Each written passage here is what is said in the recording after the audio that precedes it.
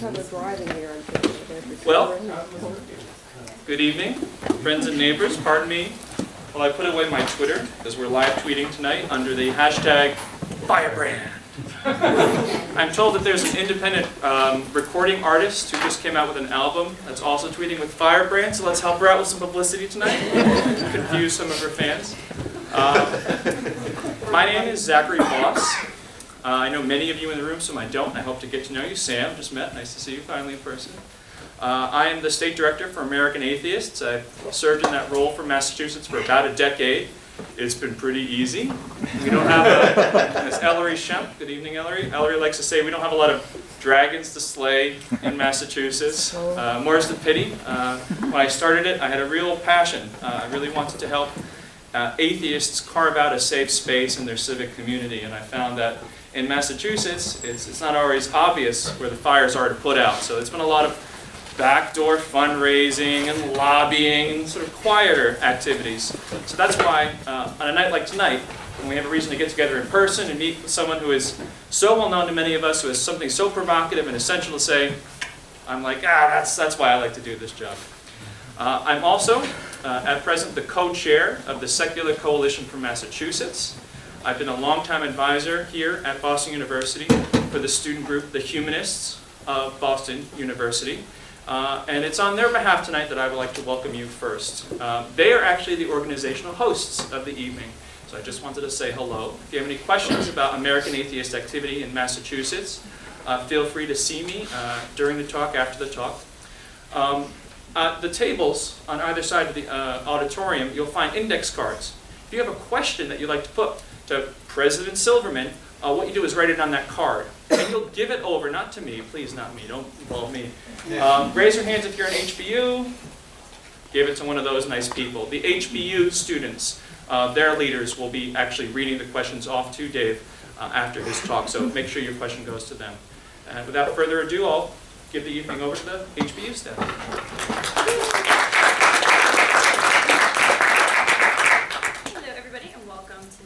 My name is Lauren Betts. I'm the Major Events Chair for the Humanists of Boston University. We're a student-run organization of secular humanists, and I would say many, if not most of us, also identify as atheists. As secular humanists, we embrace human ethics and naturalistic worldview and reject that religion is necessary as a sign of morality. And throughout the semester, we've organized several community service and activism events. Some of these highlights have been fundraising and volunteering for Rosie's Place, which is a local women's shelter. Many of you might know from the area. And in our Who Holds Your Seat campaign, during which we educated students on campus about their representation and their responsibilities as voters. But in addition to these efforts, we strive to create a space for debate and discussion as well, and we value discourse between all perspectives and walks of life. But we encourage all to employ their human reason and intellect to draw conclusions. And with that, we're excited to have David Silverman with us this evening. David Silverman is the current president of the American Atheists, a nonprofit organization that for more than half a century has worked to support the rights of atheists, to challenge policies and laws that privilege certain religious perspectives over others, and to preserve and extend the wall of separation between the institutions of church and state. David studied computer science at just a few train stops east of here at Brandeis, and went on to get an MBA at Penn State. In addition to being an activist, he is also an inventor with 74 patents. He is married to the publisher Hildy Silverman, herself an active worshiper in Judaism. He's debated Dinesh D'Souza. He's been called a fascist by new alum Bill O'Reilly. He has been immortalized with his very own internet meme. Google search Silverman WTF face if you don't know about that. He is the proud owner of a New Jersey license plate reading atheist with a 1, despite having some difficulty getting that plate from the New Jersey Motor Vehicles Commission, which is maybe something you can ask about since it's quite the story. Silverman was the person in charge of the 2012 Reason Rally, the largest gathering of secular identifying citizens in American history. World history. World history. Excuse me. And he co-hosts the Atheist Viewpoint television program. He writes for No God blog and is a frequent guest on radio and television. So if you all help me welcome David Silverman. Thank you. I appreciate that. Okay, so do we need a microphone? Do we need a microphone? No, you can all hear me. Great. I love that. I love having a good booming mic. Thank you very much for that wonderful introduction, and thank you, Zach, for organizing this. It's been great to work with Zach over the past decade or so that he's been working here. I've been working at American Atheists for 15, 16, 17 years now, 18 years now. 14 of them were volunteerism, and 4 years as president. Today, I'm going to give you the next evolution of the firebrand atheism speech. It's called Moving the Movement and Proving It. And the reason that I give this speech is because firebrand atheism not only works, and it's ethical, but it's also panned and criticized constantly by people who think we should just be nice, roll over, and kiss the butt of religion because religion wants us to do that. We should be respectful of religion because, of course, religion demands respect as a default. The reason that I'm bringing this to Boston is because that's a myth. That's the wrong stuff. What you're going to see today is actual good, solid data that backs me up. That's the reason I'm giving this speech, so that when you go forward, you'll have a different perspective on exactly what an atheist is and what firebrand atheism is. Do we just do what we do just to piss people off? We'll see. I'll give you a hint. No! So first we're going to talk about my, first of all, I love this. Dyslexic atheists are wrong, there is a dog. That was put together by I think Roy Speckard actually made that for me. And that's Sagan, my office dog. We're going to talk about American atheist activism defined, otherwise known as firebrand atheism. What exactly is firebrand atheism, how we define it, and what do we do with it? But it's more than just definition. There's also data. Atheists, I don't know if you know this, like data. I like data very much. So I'm going to talk a little bit about the numbers and the data. And finally, I'm going to talk about why you, as our members and as our supporters, should take credit for what we are doing. Because we are kicking butt. And I'm going to show you how. Now, before I go into all that, we should talk about what our activism is and what our activism is not. We'll bring up BU alum Bill O'Reilly to help me out.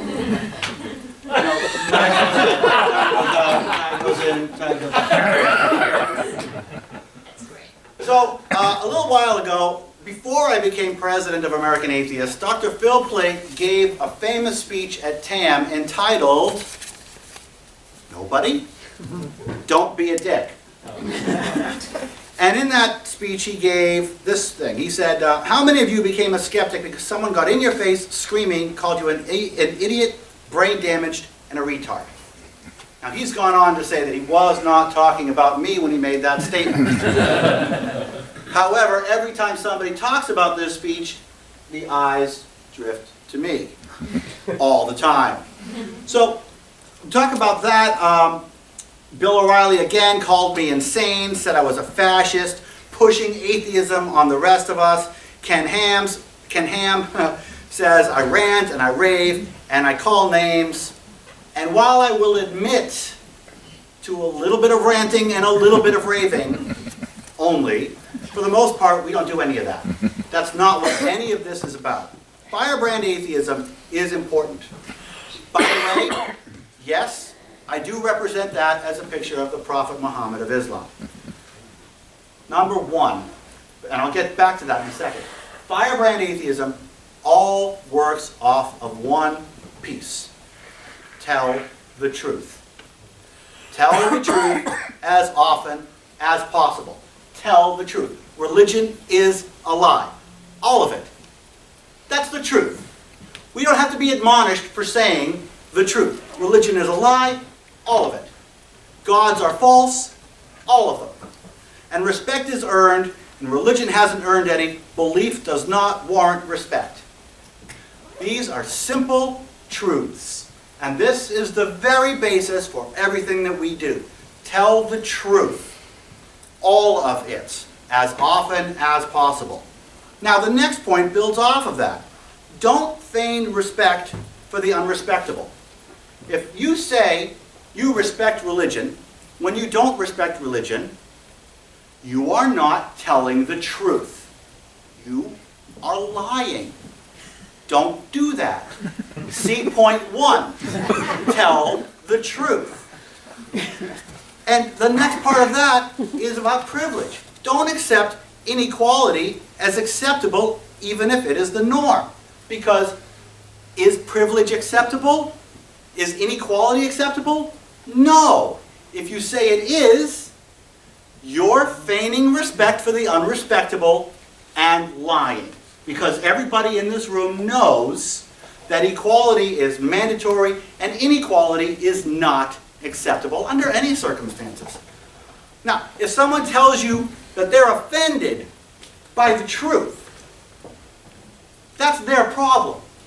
Because you're not saying something subjective. You're not saying your mother is ugly. You're saying gods are false. If someone gets offended from that, it's because they're used to the privilege and the social superiority. If somebody gets offended by your attempts to be equal, they are afraid of being equal. They are equalophobes. They are afraid of equality. This is the same thing. If you look at Ten Commandments monuments, they put up a Ten Commandments monument, we put up a Ten Commandments monument. When we do that, we're attacking that. We're demanding equality, but attacking Christianity. No, they're afraid of being equal because they're afraid of losing their privilege, which is inequality, which is unfair. Tell the truth. It all works together. And lastly, if someone tries to limit your freedom using their religion, do points 1 to 4 only louder. And we're back to Muhammad. I draw Muhammad. I tell you to draw Muhammad. But I don't do it just to piss off Muslim people. I do it for the same reason you should do it, for the simple reason that they tell us not to. And they're trying to use their religion plus political correctness to get us to obey their religious laws. It's their problem if they don't like me drawing what I want to draw. I get to draw it anyways. My right to draw whatever I want to draw is not to be limited by someone else's religious rules. Say what I want to say, think what I want to think, draw what I want to draw. If it's against your religion, that's your problem, because it sure as hell is not against mine. Simple as that. Simple as that. Now, this is everything that we do. This is everything that we do on one slide. If you look at all of our efforts, if you look at all of our lawsuits, all of the billboards that we put up, this is it. And the question is, does it work? Does it work? I'm going to show you a chart now that kind of makes my case for me. This is a chart. I have grown very fond of this chart. The blue line represents, I love data. Data is great. The blue line represents number of searches for the word atheist in a given month. Okay? Number of searches for the word atheist in a given month. And it goes up and down and up and down. And why does it go up? It goes up because there's something triggering it, right? People say, oh, atheist something on the news, and they go search for the word atheist something on the news, and then it goes back down again. And as you can see, there's a red line here, which I've added in, which represents the floor. This is what I use as a barometer for atheist normalcy. Atheist normalcy. How many times, how often do people search for the word atheist when they're not being prodded to do so by a news event? Okay? And it's nice and steady until Christmas of '06. Christmas of '06, something nice happens, something interesting happens. Two things actually happen. If you do a Google search for atheist in December of '06, you'll get two news items. Number one, the FFRF lawsuit. I don't remember which one it was. And number two, this is not the FFRF lawsuit. Yes, it is. The FFRF lawsuit plus the books, The Letter to a Christian Nation, and The God Delusion, and God is Not Great. All came out. That was all in Christmas of 2006. And what happened? Well, it went up, but it changed the zeitgeist of the country a little bit. And the floor never went back down to that original level. Atheist normalcy raised here, okay? It was raised right there. Now we've got peaks here at Christmas '06 and Christmas '07, and you'll see that there's, as I go on to this chart, you'll see that there's a peak every Christmas. That is what I call the O'Reilly factor. Because he goes on and he bitches about atheists every time there's a Christmas thing, and everybody looks it up. So we've got this rise right here in atheist normalcy, but of course after the peak, it goes back down to the floor until here. Now, here it goes a little bit farther. You can see what's going on here. Right here, a big spike. Big spike, big news item. Google search. What happened then? Richard Dawkins bus ads. Stop worrying and enjoy your life. There's probably no God. Remember that? Huge national news. It was in England, but it made huge news here. This is a search off of USA, not world. And the bus ads, the news about the bus ads, even though it was in England, dominated American press. So it went up. And look at that. Apparently, that has brought up normalcy. It was huge. It was a huge thing. And that brought up normalcy. Until right there. Now, right there is September of 2010. If you look up 2010, September of 2010, you'll see two very significant, very important events happening. The lesser of the two is the Pew Research that came out that said atheists know more about religion than religious people do. That was fun. Of course, the much more significant event is I was elected President of American Atheists. So here's what happened next. Now, what you're seeing here is a series of events. A series of events that pulled up the floor, seemingly, pulled up the floor, twice as big as these two in half the time. Twice as big of a jump in half the time. And so we correlate. What happened? Every single one of these peaks correlates with American atheist firebrand advertising. You know it's a myth, you know they're all scams, you know there is no God, you know it's a nonsense. The Cross lawsuit was launched, Christmas of '11, tell your family there are no gods, you're probably right. The Arabic and Hebrew billboards that we put up in the Jewish and Muslim communities, the top of the line, the Reason Rally itself. The next one, Christian and Mormon billboards. We had the Mormon billboard on a truck following around the Mitt Romney campaign. That was a lot of fun. And of course the Christmas Times Square billboard. Every single one of these peaks is matched by an American atheist push, with the exception of this one right here, showing that it's not a 100% match. Every single one shows a peak. You can see American atheist activity seeming to pull up the normalcy. Now, the interesting thing is whether or not this is true. This looks interesting. This looks interesting, but we have to delve deeper to make sure that we're talking about the right thing. So, first things first, are our ads effective? Are the ads effective, or is this just coincidence? Well, we can look at ours, searches for American atheists, and compare them to the searches here to see if they match. If the searches for American atheists are peaky, and those peaks match these peaks, well, it's very unlikely that people are just searching for American atheists randomly. They're probably going to be searching for American atheists based on our boards, based on our events, based on our efforts. They should match. A peak for a peak, they should match. And they do. They match on an almost one-to-one level. Again, every time, and you can see, this is where we started, right here, right at the beginning of 2011. This is September of 2010 right here. This right here, you know it's a myth. This is before, this is after firebrand starting, and that's how well it correlates. And the only place that's missing there, that peak, the Reason Rally. Why would they search for American Atheists to peak with the Reason Rally? It fits perfectly. Still not good enough data. Maybe this is just a symptom of the tide rising the ships. Maybe there's some external force. It's just internet usage. Maybe it's just a huge secularization. If we were to see that, if it was movement-wide, we would see similar behavior for other terms. We would see secular humanists go up. We would see agnostic go up. We would see all of those go up. But guess what? We don't.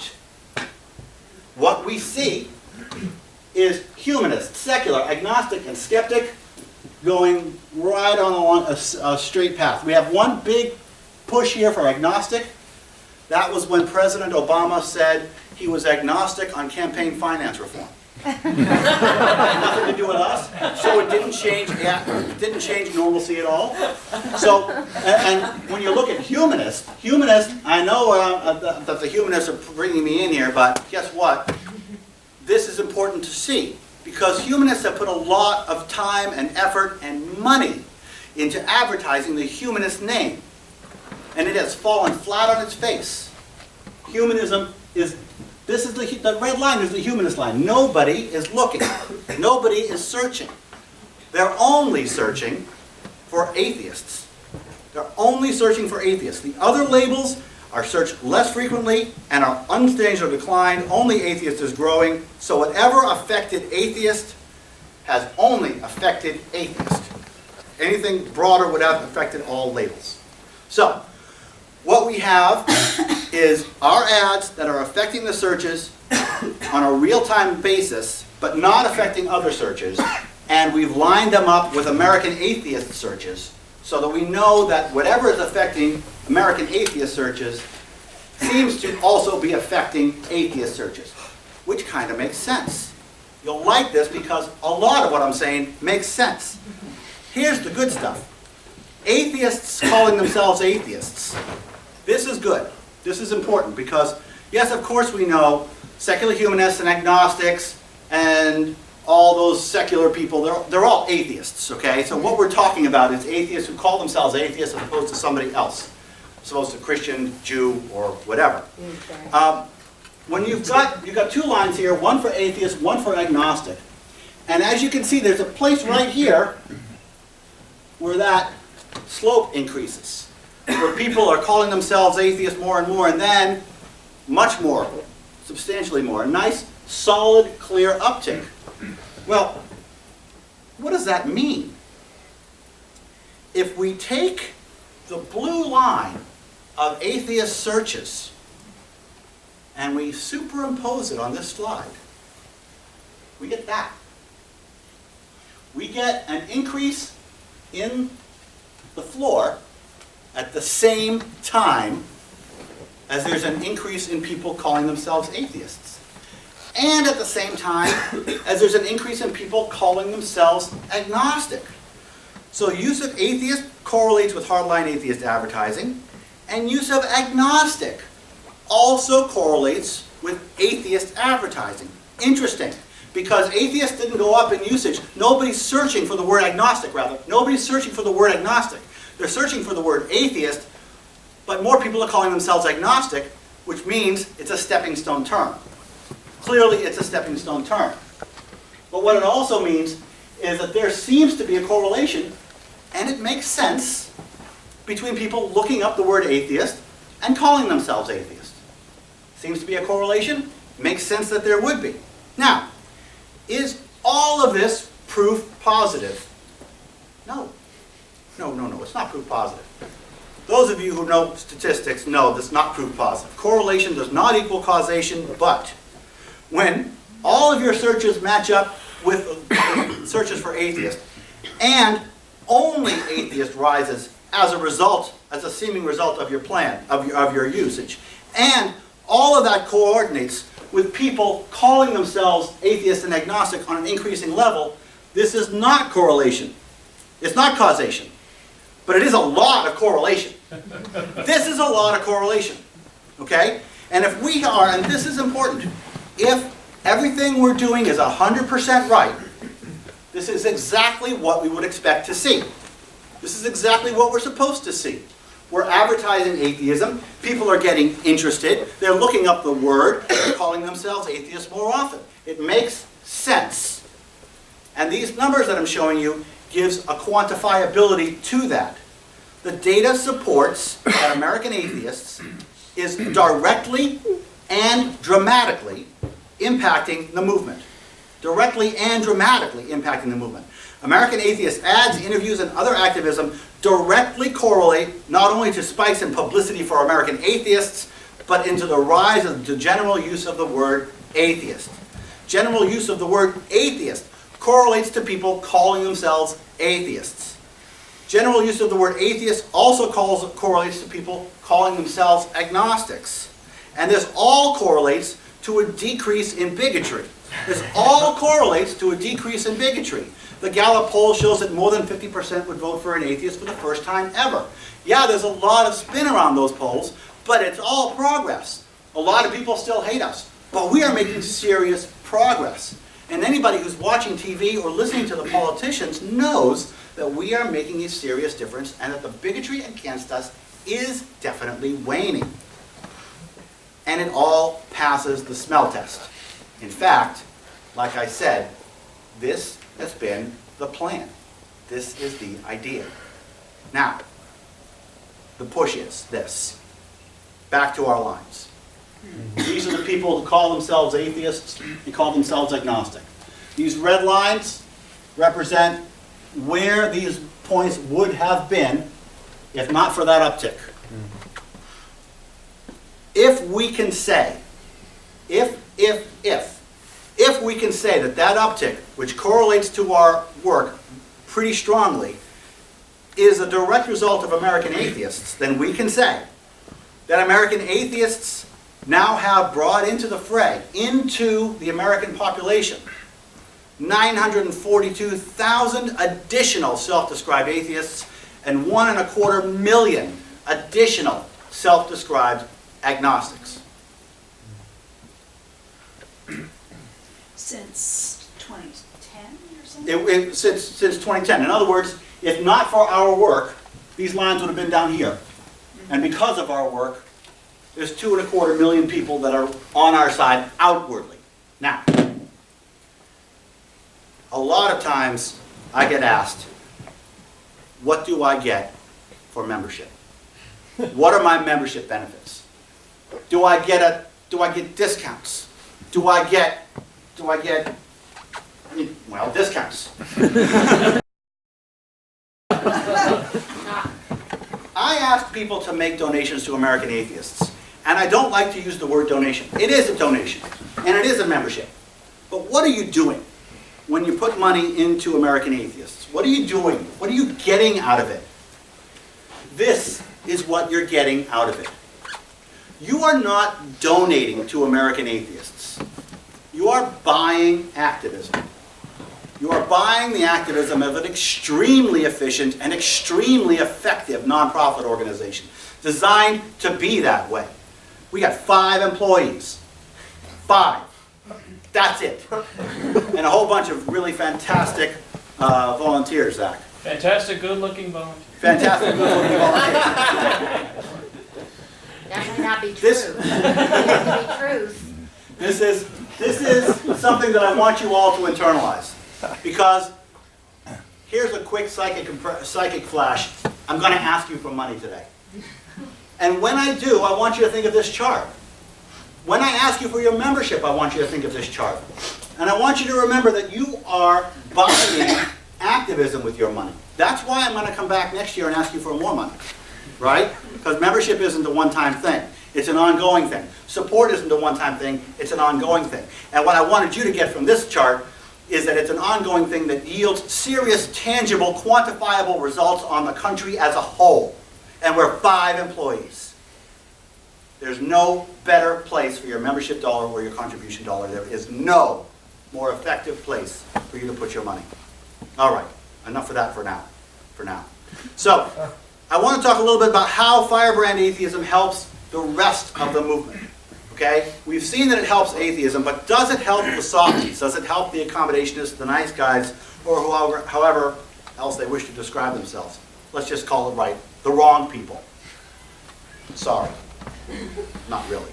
So, we help the whole movement, and here's a good idea of how it works. We put this huge billboard, this was last year, keep the merry, dump the myth. This is a massive billboard in Times Square at Christmas time. And we put up this billboard and we really liked it. And then CNN did a big story on us. And the big story was not about the billboard. It was about the rift in atheism. The rift. And they did a story on this bad billboard in Times Square. But then they talked about the Secular Student Alliance and Harvard Humanists. The Secular Student Alliance were doing some canned food drive, and the Harvard Humanists were doing a blood drive. And look at those nice guy atheists doing all this nice guy work at Christmas time, while these bad guy atheists are putting a nasty billboard up. So what does that mean? Well, first of all, if there are nice guy atheists over here doing nice things, that means there are nice guy atheists. Okay? Step one, they exist. And step two, that's CNN.com front page coverage for Harvard Humanists and Secular Student Alliance that would not have happened without Keep the Merry, Dump the Myth. Okay? We brought a whole bunch to the table with this, and that's what happens all the time. I went through this entire way. But we highlighted the dirty work. Let's see.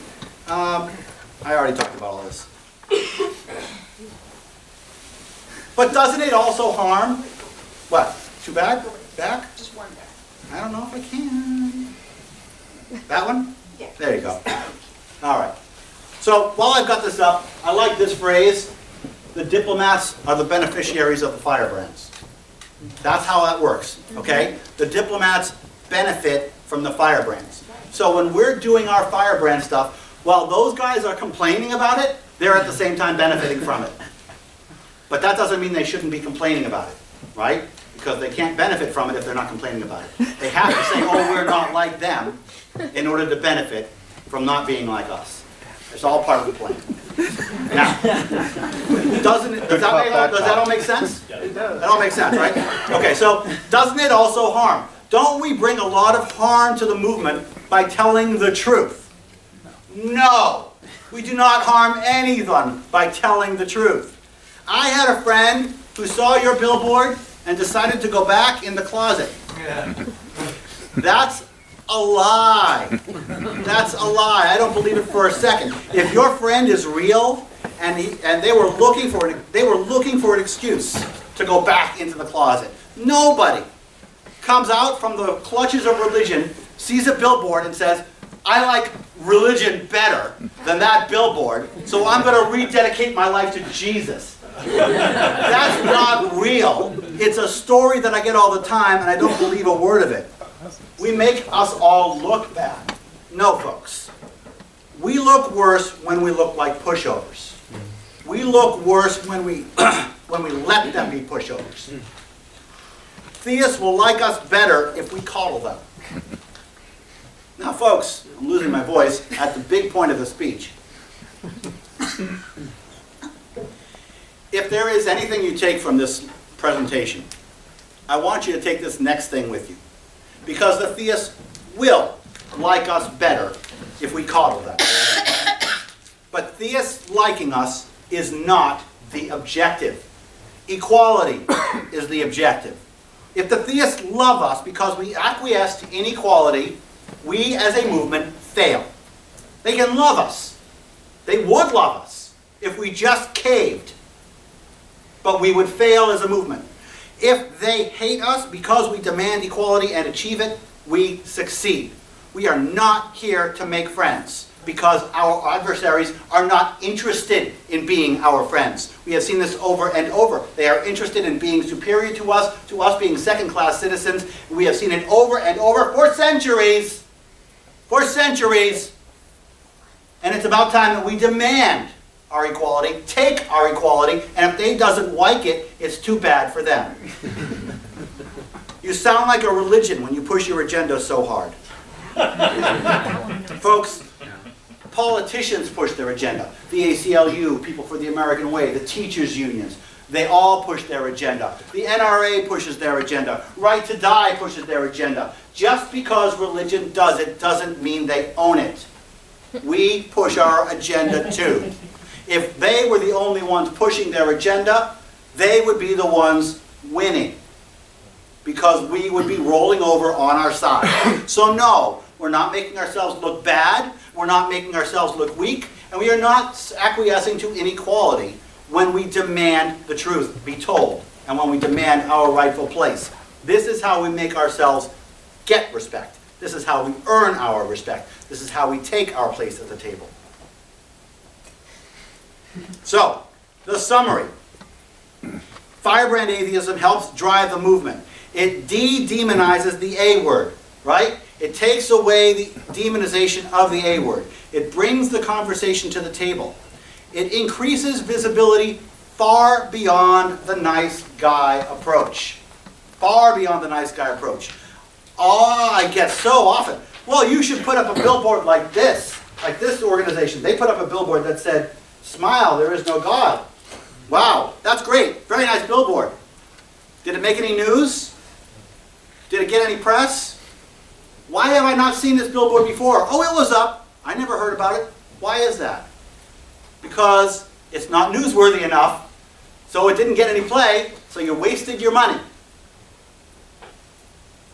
The firebrand mentality increases our visibility because the press writes about it. That's why we do those billboards. The press writes about it. You Know It's a Myth was on the national news in 9 different countries. 9 different countries. And we just put up a billboard that had the little girl saying, "Dear Santa, all I want for Christmas is to skip church." The day after that came out, I did a quick Google search. 96,000 instances of people talking about it. 96,000 instances of web reports, and TV reports, and news reports. 96,000 in a day. "Smile, there is no God." Somehow got nothing. Right? It is the only way to highlight religion's faults. This alone makes us invaluable. We are the only ones who are going to call religion a scam. Which it is. And if we don't call religion a scam, nobody will call religion a scam. That needs to be said. In and of itself, that makes firebrand atheism valuable. It benefits the entire movement on the whole, whether they like it or not. Again, the diplomats are the beneficiaries of the firebrand. It emboldens closeted atheists, makes it easier to come out. Why? Because they know they're not alone. Because they know that not only is there a person, but there's a movement. And they see it on the news, and they see it in their newspapers, and their parents talk about it. And of course, my favorite thing, the preachers complain about it. I love that. I love that, right? Because who are they complaining about? So the preacher gets up in front of a huge stadium and starts complaining about our billboard. Is there a better advertising medium than that? Hey, all you closeted atheists in my audience, there's a movement for you. You don't have to stay there. Yes, thank you very much. I love that. I love that. I always have said that the theists are a marketing tool and they should be treated as such. And that's what we do. We let them talk about us. We let them complain about us. We design our billboards so they will complain. The little girl who was writing, she was writing to Santa, saying that she wanted to skip church. Actually saying that Santa was real and God was not. The conversation was right there. Let them have that conversation. Why is she thinking that Santa is real and Jesus is not? Let that conversation happen. That conversation is happening between theists and closeted atheists that they're talking to. So when the angry grandmother talks to her family about that evil atheist group who called Jesus a myth, she is spreading our words to all of her atheist grandchildren. Yeah, that works well. And it improves our image and respect, as we can see on a regular basis. So,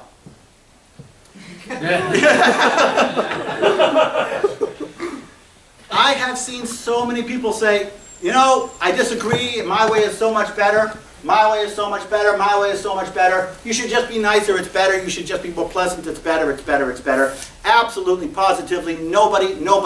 I've been doing this for 4.5 years, and I see that I'm being recorded here, and I've said it over and over. If anybody out there has quantifiable data, any data at all, that suggests that putting up nice billboards that don't get reported on is more effective in any measurement, I want to see it.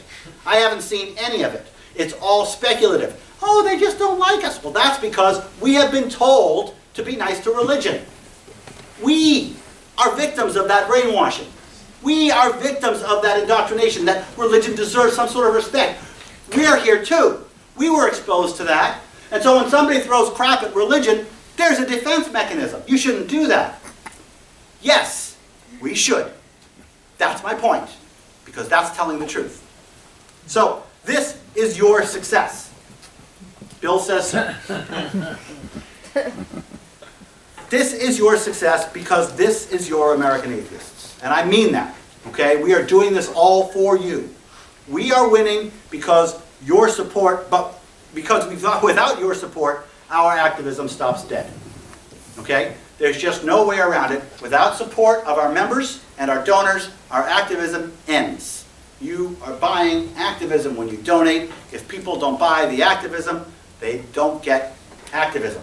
And then I have to start pulling back on programs. I will let you know that 2 things about American Atheists. Number 1, our financials are straight. We have audited financials every year. We have no debt in the entire company. And number 2, we run about $200,000 in the red every year for the past 3 years. About $200,000 in the red every year for the past 3 years. We are overextended. We can't continue. But we don't want to pull back. And this is my call with, of course, the approval of the board. We don't want to pull back or scale back our efforts. We're not going to cut Atheist TV. We don't want to cut Atheist Voter. We don't want to cut the advertising. We don't want to cut the IRS lawsuit. What are we going to cut? Not too much. So we're operating in the red. So we need your support so we can keep doing this at this pace. We are winning because our supporters have our back. That's you guys. You have our back online and in person. And we are winning because we are activists, challenging privilege and equalophobia with our protests and our campaigns and the promotion of movement unity. So I invite you to change the country and be a firebrand. Step 1, dump the humanist label and always call yourself an atheist, because that's the word people know what it means. That's the word people understand. If you go up to a person, I've said this so many times. If you go up to a Methodist on the street, you say, "What's your religion?" They'll say, "Christian." Go up to a Presbyterian, "What's your religion?" "Christian." Go up to a Catholic, what will they say? "Christian." You go up to an agnostic, what will they say? "I'm an agnostic." Go up to a secular humanist, what will they say? "I'm a secular humanist." Go up to a bright, what will they say? "I'm a bright." Christians unite despite their advantage, their differences, and atheists stupidly divide over literally nothing. Literally nothing. We divide. I'm not an atheist. I'm a secular humanist. That's why we get those polls that say the country is 2% atheist, when we all know it's closer to 20% atheist, but 90% of the atheists call themselves something else. Because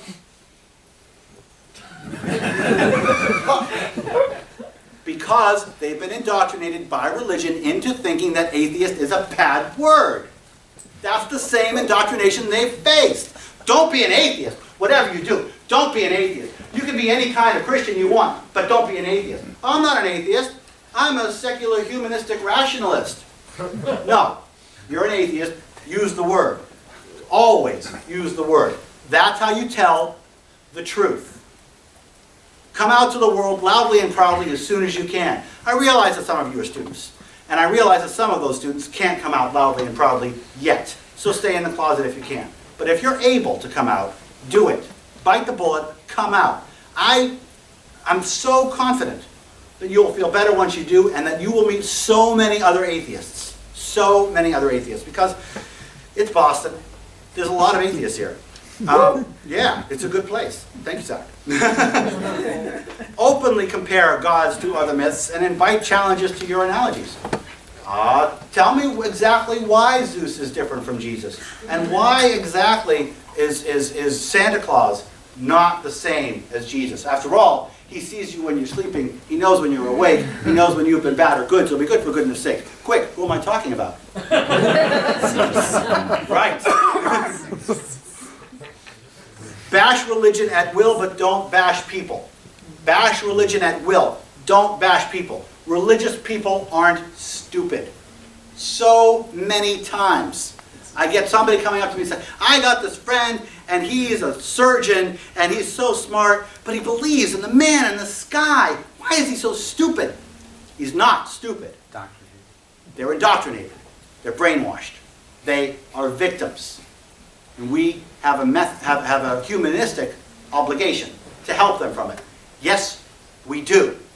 We have a humanistic obligation to our fellow human to help them from religion. Yes, we do. I realize it sounds religion-y. Too bad.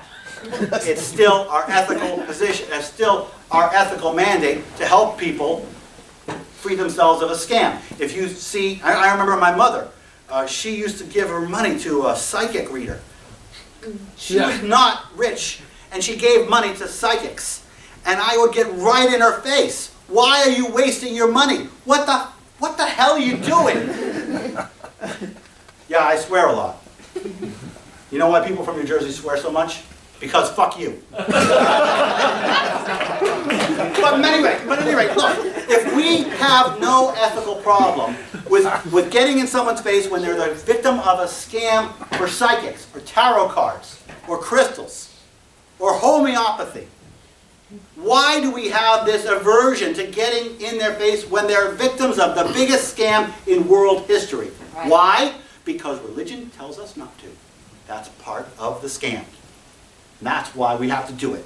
So bash religion at will. Don't bash people. Understand that a lot of people are told from birth that their religion and they are intertwined. No, sir, I am not bashing you. You may be religious, and the part of you that believes in a God, that belief is silly. But you're not a bad person, and you're not a stupid person. Separate it for them. Challenge loudly any encroachment of religion into your life or liberty. Draw Muhammad whenever they tell you not to draw Muhammad. That's what I'm saying there. Never apologize for insulting religion, and be prepared to openly and loudly call out people who claim to be insulted personally, like I was just talking, because you insulted their religion. You didn't insult them, you insulted their silly belief. Just like you're not insulting my mother when you say that tarot card readers are scams, you're not insulting religious leader when you tell them that their religion is a scam. Defend other firebrands. Avoid attacking intra-movement whenever possible. We see this all the time. Okay? There's so much intra-movement attacking going on. I'm not taking part of it. I hope you've all noticed that I don't take part in it. I will never take part in it because it's dumb. It's short-sighted. We're here as allies. We're going to disagree on some things. It's all right. We disagree. That's fine. Guess what? I'm going to use Ronald Reagan. I don't like using Ronald Reagan. But somebody who is my friend 95% of the time is my friend. Okay? If somebody disagrees with you a little bit, if they're allies, give them leeway. Concentrate your guns on the enemies. That's who deserves it. And don't be afraid of softies calling you a dick. They are wrong, and we have data. Thank you very much.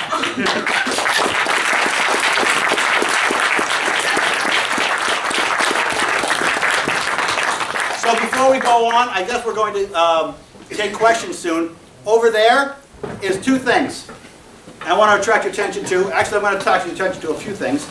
Number one, over there is a sign-up sheet and a donation sheet. Please go over there, take a membership brochure, take a donation sheet, and join American Atheists. Just join. It's $35 to become a member. Point two, this is a flyer, and I only have one of these, but it's here to remind me. We have two conventions coming up.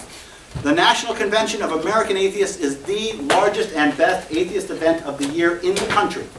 And next year it's going to be in Memphis, Tennessee. Our special guest will be Ayan Hirsi Ali, come out from hiding we've got security up the wazoo, because she has an active fatwa against her. And to balance out the seriousness of Ayan Hirsi Ali, we've got original cast members from Mystery Science Theater 3000. And they're going to come and riff a Christian movie for us on stage. So come to that, and if you have any connections or interest in San Juan, we have the first ever atheist convention in Puerto Rico next August. What was the first month of the first one? April, Easter weekend. Easter weekend, Always Memphis, Easter. Tennessee. Always Easter weekend. This is our magazine. I have a wealth of these with me. I'm selling them for $5 a piece. Please buy all of them. And yeah, that's what I wanted to say. So thank you for your support, and donate and help us out, and thanks for being a part of this. All right.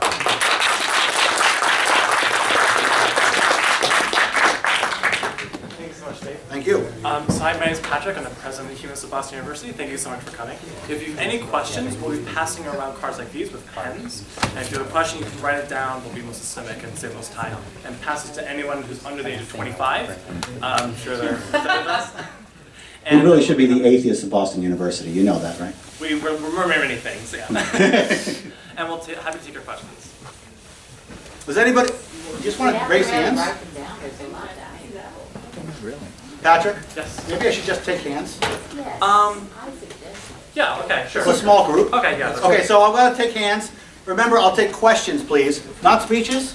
Okay? Questions are single sentences that end in a question mark. Right? Go for it. Wouldn't real normalcy be an absence of controversy, which would take internet searches for the term down?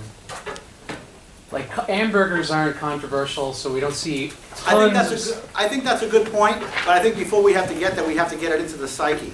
People don't do the search on hamburgers because they already know about it, but they don't know about atheism. So we have to, yes, I think in the long term you're probably right. In the short term we have to go up before we go down. That's where I'm going. Yes, sir. So you talked about how it's bad for just the idea that someone believes in religion is, it's our humanistic responsibility to free them from that idea. Mm-hmm. Is it good to declare religion dangerous? Because like what we had in Boston, the bombing not too long ago. Absolutely. It is a... Absolutely religion is dangerous. Religion is organized lying.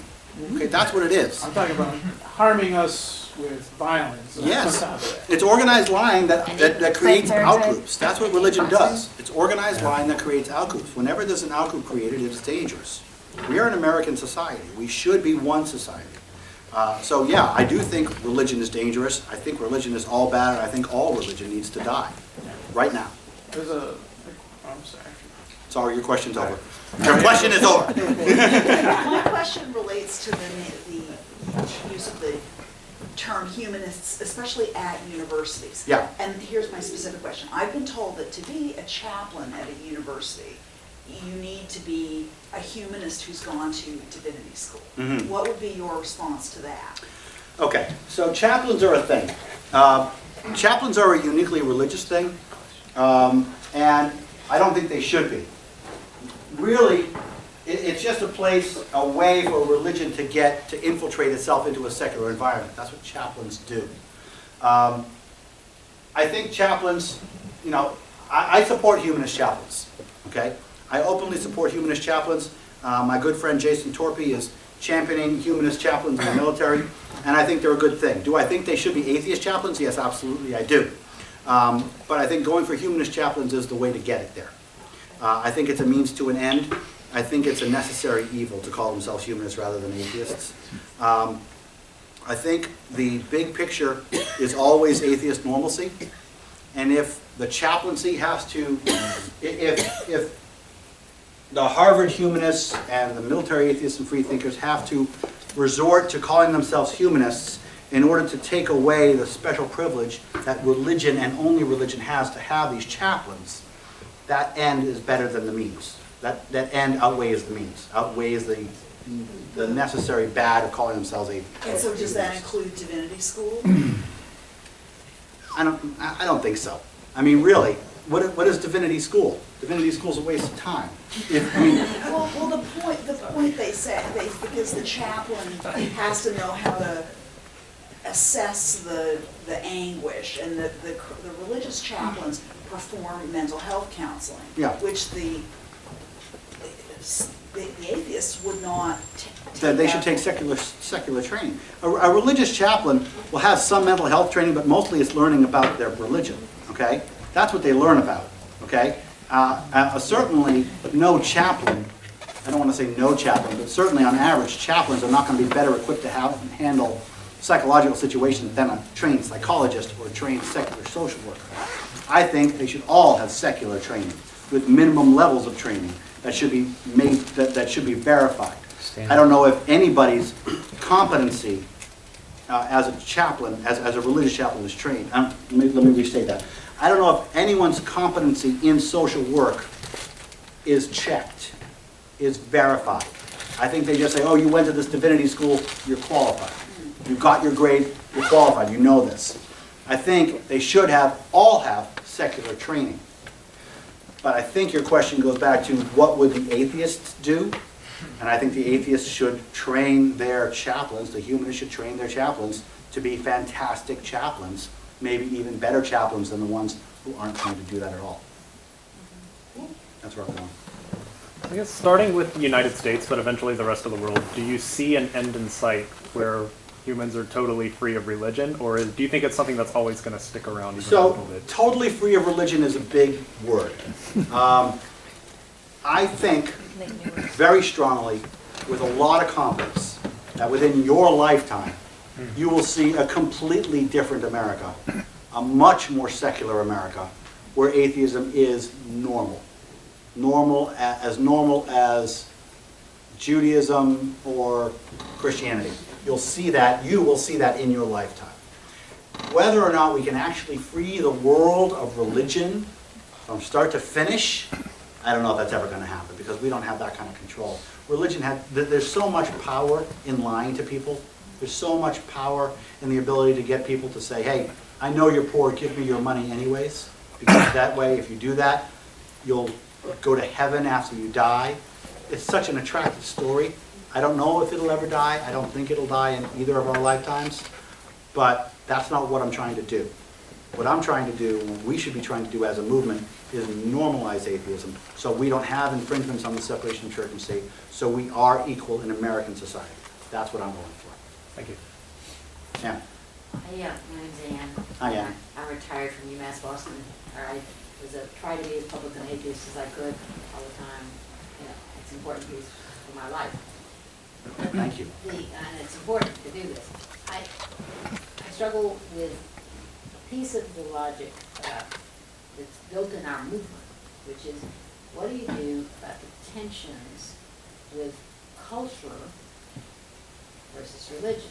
In the sense that, it's the same way I think people have a right to be atheist and all the other things, I do think culture has a legitimacy that gets all so tied up with religion that it's hard to separate it. Yeah, especially with Christmas. Well, not with Christmas, with everything. I mean, gods are somehow you're supposed to respect culture, but not, you know, it's just crazy. And I wondered how, being an out there, those of us who are, and I think it's temperamental, I think it's psychological, I don't think it's just, I mean, some of us like to be outrageous and obnoxious. Not me. I think that was since I was a kid, but a lot of people really don't like to be that kind of person, separate from this. And so how do we bring in, I found culture sometimes a way to bring in atheism without fighting about it all the time and pushing it. Just say, listen, that's a culture, you like different kinds of music. Is that a possible way, from your perspective, to be a militant atheist and to push what's the matter with religion and still get at this question of respecting culture? Sure. I don't know. I mean, I tried that always, and sometimes it works, sometimes it doesn't. Ideas don't deserve respect, okay? So culture doesn't necessarily deserve respect, okay? There are certain parts of our culture that suck. And just because they're a part of our culture doesn't mean they deserve respect, okay? So what I would do and what I am doing is pushing atheism so hard that it changes the culture. A good example is that keep the merry, dump the myth billboard. Okay, back to Christmas. Christmas is in our culture. I would be blind if I said it wasn't. Okay, I would also be blind if I said it was 100% religion. It's not. There's a whole bunch of atheists that celebrate this religious holiday because it's not a religious holiday. So what do? We put up billboards, Dear Santa, all I want for Christmas is to skip church. What are we doing there?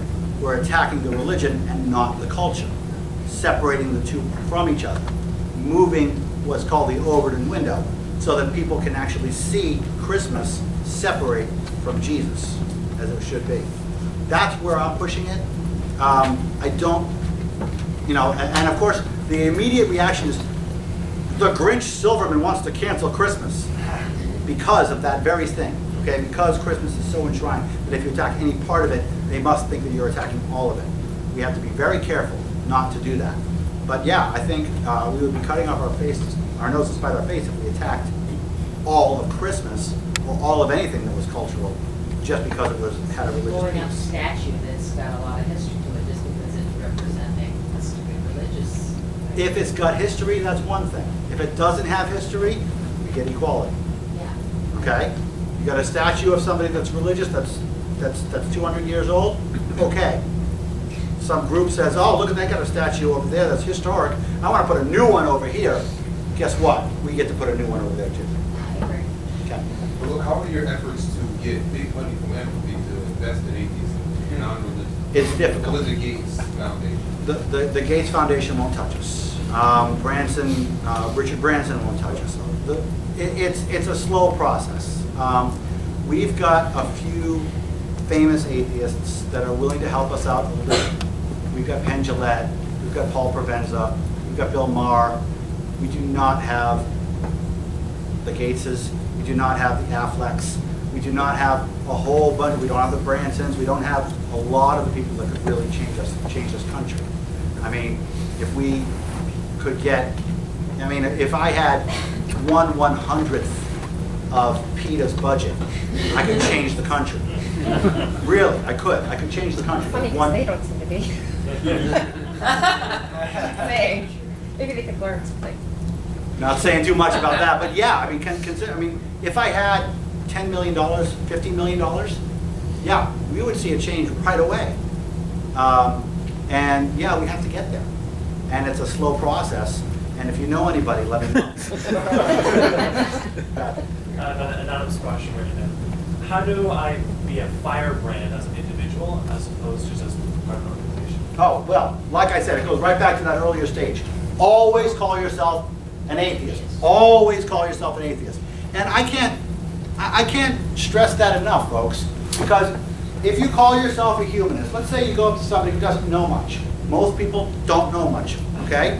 You go up to somebody, they say, what is your religion? And you say, I'm a secular humanist. They'll say, oh, great. And then they'll walk away and they'll say, well, at least he wasn't an atheist. If you're in a religious discussion, you are in a teaching opportunity, okay? You can teach or you can hide.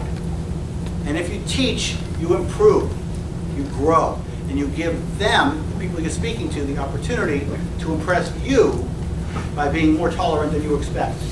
So call yourself an atheist. That's the most firebrand thing you can do to start. Call yourself an atheist, again, because it's true.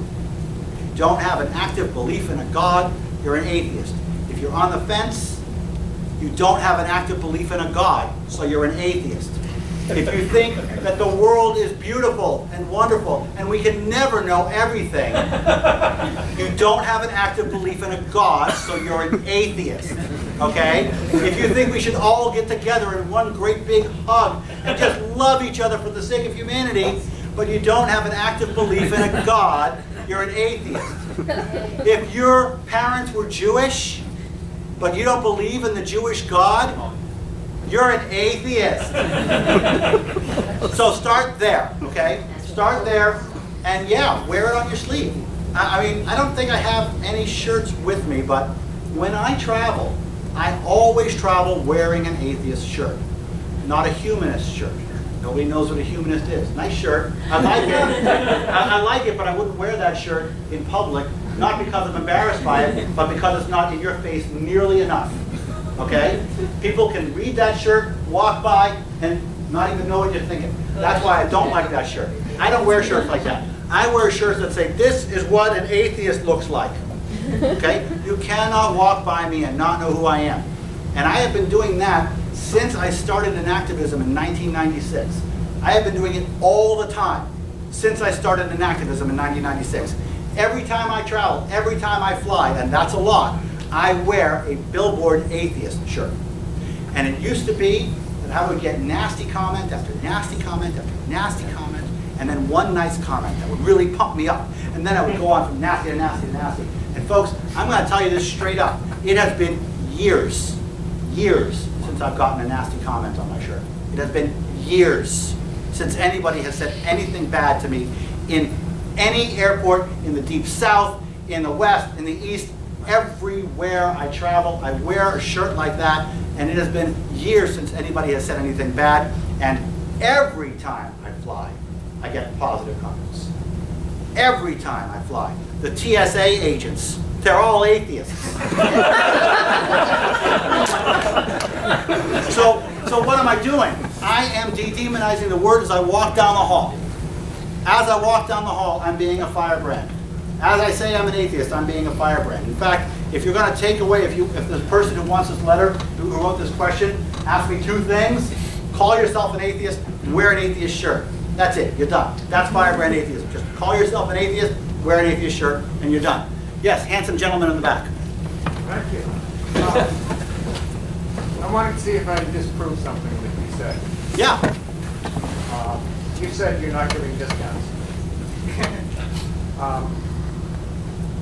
Anybody that signs up and joins American Atheists tonight, I'll pay $15 of their $35 so they get a discount. Ooh, thank you. Thank you.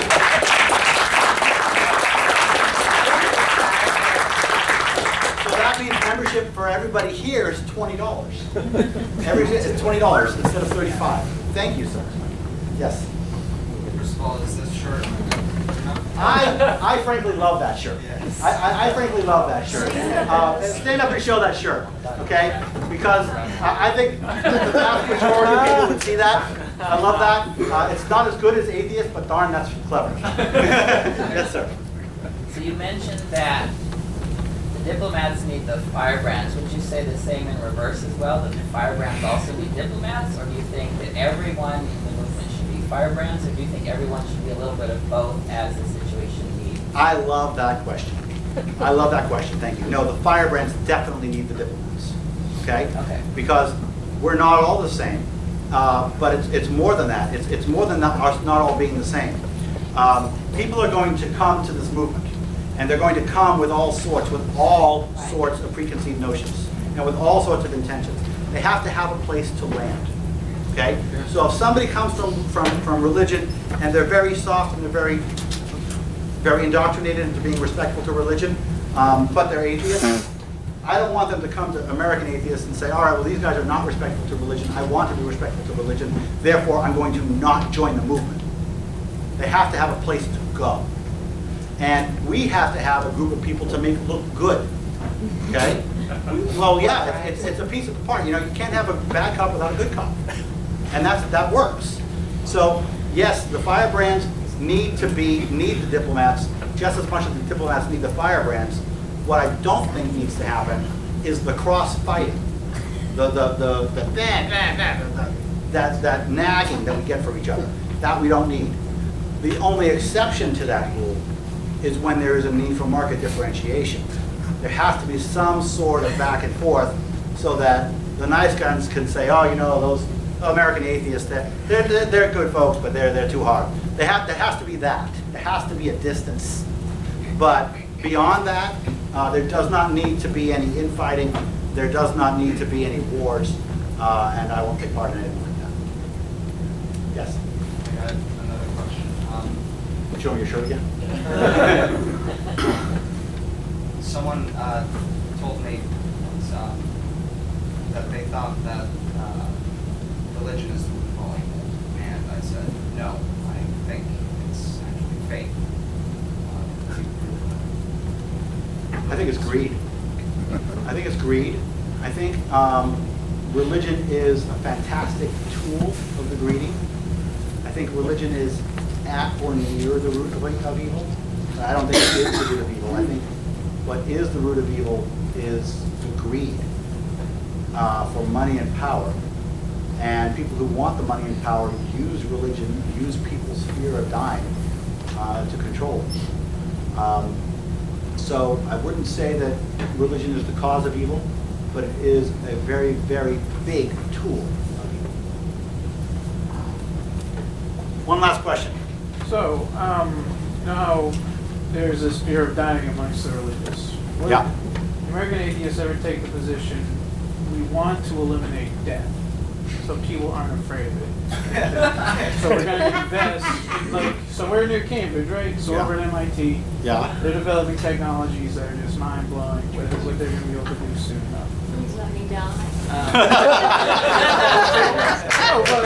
No, they, you know, they keep this futurists talking about staying young forever and everything. So, Well, we so, haven't taken a position on that. Of course, I want to not die. but using that as a but no, I saying, see- this is better than religion.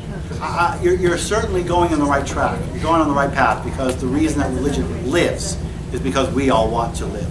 Okay, the reason religion lives is because nobody wants to die. And if and when the folks at MIT allow us to reach a certain level of immortality, yes, religion will die. I don't know if it's really in our place to take an anti-death position. I'll think about it. I haven't actually given it thought, but I will. Certainly there are pantheists out there that think that we're going to live forever. Put up a billboard. Never mind heaven, we'll give you, like, you don't want to say it's like we're going to grant you eternal life, but we're working towards. That should be on an MIT billboard. I don't think that's strong enough for us, but maybe in the future. It's not a bad thought. It's not a bad thought. So, Zach, I'm supposed to go to 7 o'clock at 7:15. Should I keep going? So I think you should take one more question, and it has to be a good one. So if you don't have a good question, you put your hand down, make room for This young lady in the back has not asked a question yet. Can I speak a related one out of you? So given, tacking on to the one that we just asked, I mean, given the inherent nature of human fear of death, I mean, just how deep it runs, and the fact that religion arguably is an extension of that, or is sort of an evolutionary response to that. I mean, do you think that religion will ever go away? I mean, do you think that it can be eliminated, or it can just be tempered? So, well, if we work off of his question, Yeah, cryonics and all of that. if we eliminate death, religion will die. But I mean, so There's no doubt about it in my mind. say MIT's endowment runs really low for some reason, and Caltech and all of, so say that all those, you know, there's a problem there. Yeah. I mean, and maybe we don't, you know, the human genome being what it is. And do you think that, well, I mean, is that part of your agenda? I don't understand your question. Will religion ever die, assuming that we will continue to die? If we continue to die, I don't think religion will die in our lifetimes. I don't know if it will ever die. I think maybe in a long time, but not in our lifetimes. In America, yeah. In America, that's the word. That's the word, irrelevant. In America, it'll become irrelevant during the young people's lifetimes, maybe even during our lifetimes. Will faith die?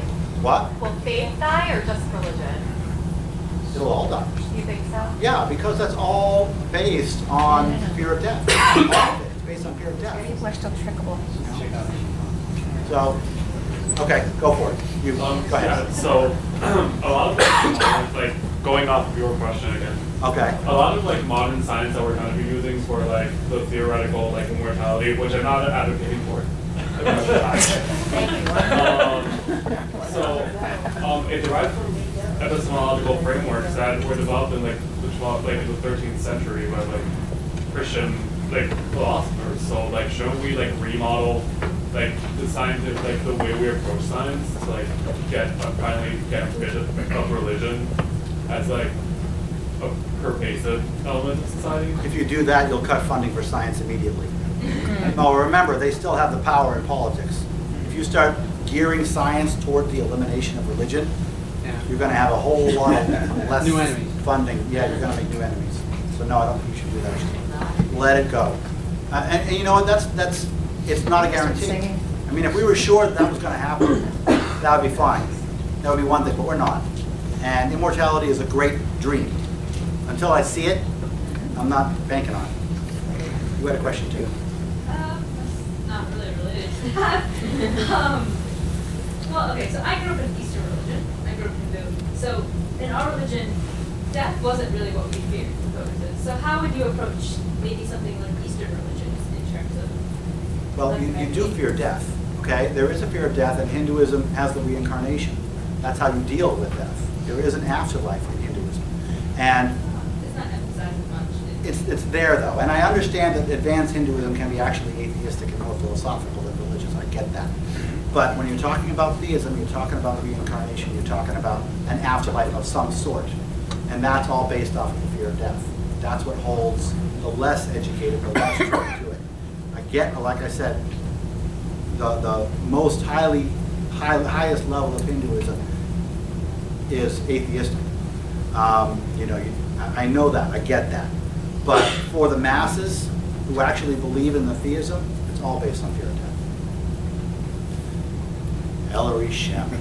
I am going to end this speech with your question, sir. We all know that Madeline Murray was the founder of American Atheists, and she became famous because she was a staunch supporter of separation of church and state. Yep. Atheism is a rather personal outlook on the world, which I heartily endorse and applaud, but separation of church and state is both political and social, and I think that's where your activism has to be located. Your comments? There are a few different organizations working for the separation of church and state, Sure. including Americans United for the Separation of Church and State. And they're doing a great job. They have a lot more money than we do and a lot more staff. By focusing on atheism, by focusing on being the bad guys, being the firebrand atheists, we pull Americans United, the separation of church and state guys, farther into the realm of the norm. Okay, they become the good guys more than they would be if not for us. So yes, Madeline founded us, and she was a hardline atheist. And of course, everything we do is about separation of church and state. Separation of church and state is a synonym for religious freedom. It is a synonym for religious equality. And that's what we're going for here. But we are doing it specifically from an atheist perspective to personalize atheism and to make people understand that we're here and we get a seat at the table too. Thank you.